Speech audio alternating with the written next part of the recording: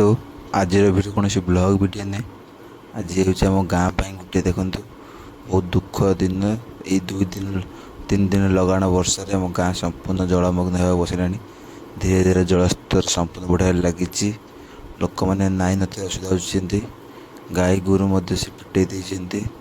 ଦେଖନ୍ତୁ କ'ଣ କରିବା। ଦେଖନ୍ତୁ ଲୋକଙ୍କ ଦାଣ୍ଡରେ ଭାଇ ପାଣି ଛୁଇଁଲାଣି। ଲୋକମାନେ ରୋଷେଇ କରି ଖାଇବା ମଧ୍ୟ ଅସୁବିଧା ହେଇପାରିଲାଣି। ଦେଖନ୍ତୁ ଚୁଲିରେ ମଧ୍ୟ ପାଣି ପଶିଗଲାଣି। ମାନେ କହିବାକୁ ଗଲେ ବହୁତ ଅସୁବିଧାର ସମ୍ମୁଖୀନ ହେବାକୁ ପଡ଼ୁଛି। କ'ଣ ଦେଖନ୍ତୁ ଯିବା ଆସିବା କରିବାରେ ମଧ୍ୟ ବହୁତ ଅସୁବିଧାର ସମ୍ମୁଖୀନ କରୁଛନ୍ତି। କିନ୍ତୁ ଲୋକମାନେ ଅଧା ପ୍ୟାଣ୍ଟ ଟେକି ଯାଉଛନ୍ତି, କ'ଣ କରିବେ। ସମ୍ପୂର୍ଣ୍ଣ ଜଳମଗ୍ନ ଏବେ ବଣା ଗାଁ। ଆଜି ଆମେ ଆଜି ତହସିଲଦାର ମଧ୍ୟ ଆସିଥିଲେ ଏହି ଅଭିଯୋଗ ନେଇ।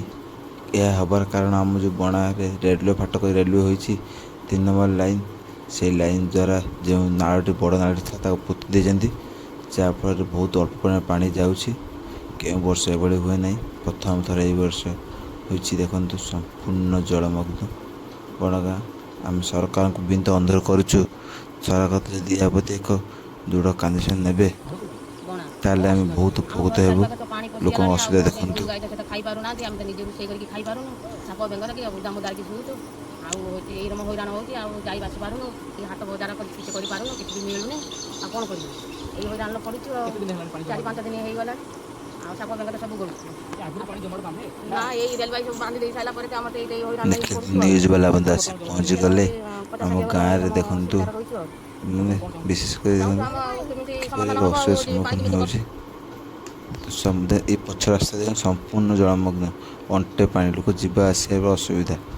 ସାଇଡ଼ରେ 2 ପାଖରେ ଖାଲ। ତହସିଲଦାର ଆମେ MLA ଯାଇଥିଲୁ, ତହସିଲଦାର ମଧ୍ୟ ଆସିଥିଲେ।